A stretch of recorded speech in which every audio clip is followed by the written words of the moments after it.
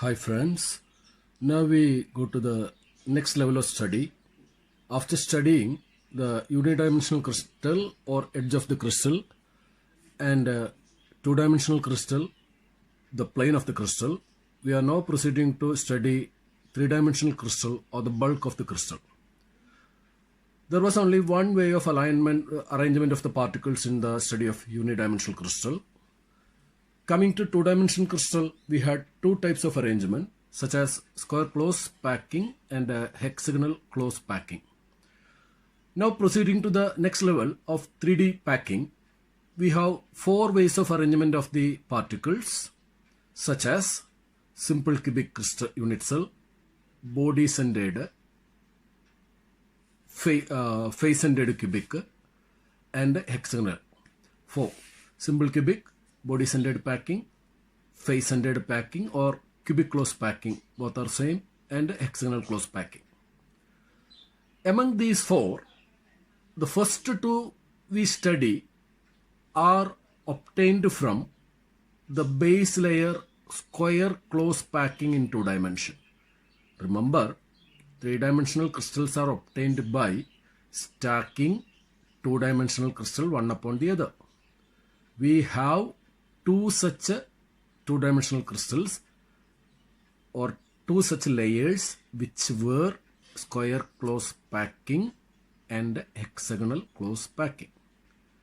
By stacking square close packing layers, we get two bulk crystals such as simple cubic and body centered cubic. Again, by stacking hexagonal close packing layers, we again get two bulk crystals, of which one is called hexagonal close packing itself. That is, the base layer's name and the bulk crystals names are the same. So to distinguish, we add the word 2-dimensional and 3-dimensional. That is, by stacking hexagonal close packing in 2 dimension, we get hexagonal close packing in 3 dimension. And the fourth is also obtained by stacking hexagonal close packing in 2 dimension. Here the bulk crystal is called, the fourth one is face-centered cubic or cubic close packing. So thus we have to study 4 bulk type of crystal lattices. Among them, the first one is simple cubic, which is obtained from stacking square close packing. If you remember, in 2 dimension, this is square close packing crystal. Agreed. Now, if we place such layers one upon the other, like this, and again like this, with the KO, we have simple cubic crystal. If you observe, here the crystal is a repetition of simple cubic unit cells having particles at 8 corners and nowhere else. It is the repetition of simple cubic unit cells throughout x-axis, y-axis and z-axis. Here, see, there is alignment like this. All layers are identically aligned like this, one upon the other aligned. And if you look like this, then also there is identical alignment among all the layers. Not only that, the third one, like this also there is identical alignment. So along all the 3 axes, layers have alignment. So this is a perfect way of packing, having alignment along all the 3 directions. So this type of packing belongs to the category AAA, since all layers are identical. Again, think about the coordination number. One may immediately feel that its coordination number is 8. No, its coordination number is 6 only, because every sphere touches only 6 other spheres. Look here. Think about this. This touching this. It is touching this. It is touching this. It is also touching this, but not these corner spheres. Again, when stack up one another, this will come in contact with the sphere just above it, and this will also come in contact with the sphere just below it.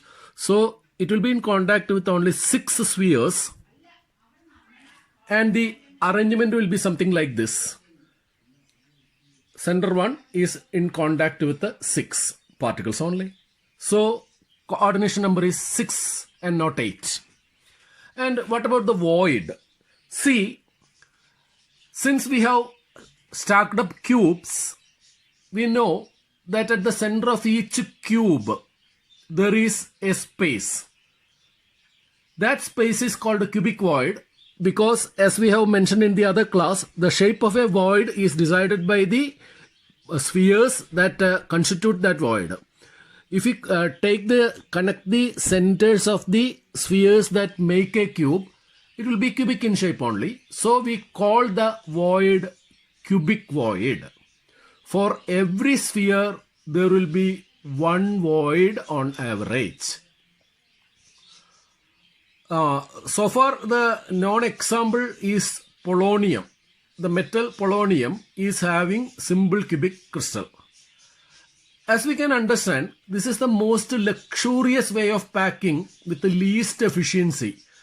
Actually, calculation shows only 52% of the packing has been utilized by particle, means 48% remains unoccupied. Okay.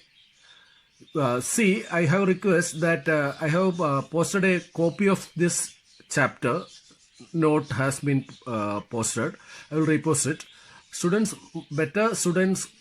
take a hard copy, and while they study this discussion, they have to verify the relevant part of the note so that they can easily understand. This chapter requires serious attention, then only one can follow things easily because it involves much of imagination. To minimize the effort of imagination, I am making models and teaching you. Thank you.